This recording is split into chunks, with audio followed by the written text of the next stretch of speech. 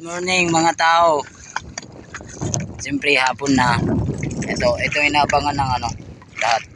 Sunset dito sa lugar namin sa Five Fingers. So pangalawang laglag namin ng lambat.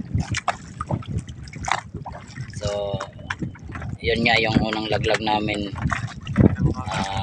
Nakita nyo naman sa video. So ito pangalawa. Siyempre dapat samahan nyo pa rin kami, abangan pa rin natin yung mga mahuhuli natin. So naglaglag kami mga 5 ganun, mga 5:30 ata o mga ganito 5:30. So mamaya namin tatanggalin mga 7.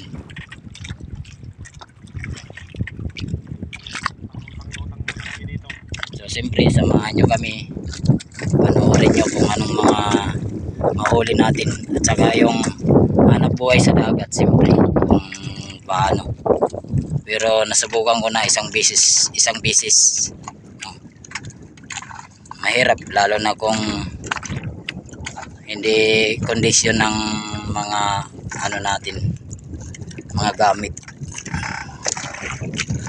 Tagal pala natambay yung bangka ko, makina ko. So napabayaan kasi araw ng tagbagyo, mga ganon, buwan ng tagbagyo. So ito dahil magsa-summer na, babalik na naman tayo sa dagat. So ang lugar namin Five Fingers.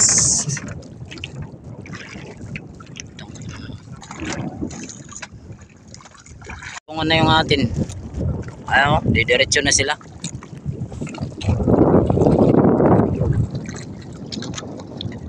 Ayan, may nag-ano doon. Pero okay lang kung mapatungan yung amin. Tapos ito rin, pula susunod, mapatungan na naman yung amin.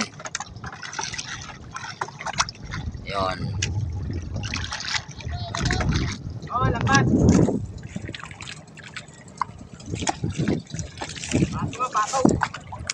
Ayun na, napatungan na tayo. Patungan na tayo doon.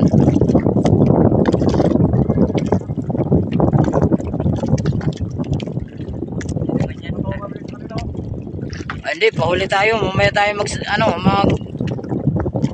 samsam. Ayun, papatungan yung isa, papatungan din yung isa. Dikit-dikit kami dito. Yung pumatong sa amin, papatungan din ng isa. Ayun, diretso sa tabi.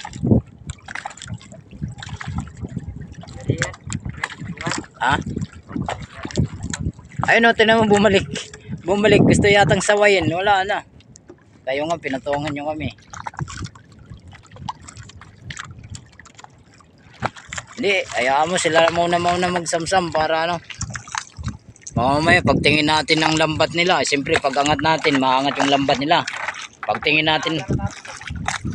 natin ng lambat nila may huli, alangan naman titingnan lang natin, kunin natin. Hindi, joke lang. Siyempre pag kami mauna magtanggal ng lambat, paputulin yung lambat namin sa dugtungan. Ito pa, kabila pa. Sus. Yan. Pero okay lang, sama-sama tayo kasi para naman sa lahat ng dagat na to para sa lahat to. Yan. Kaya mga sa sunod na buwan, magsama-sama kami, papunta kami sa China Sea. Ayun pa, may dalawa pa doon. Yan, dalawa.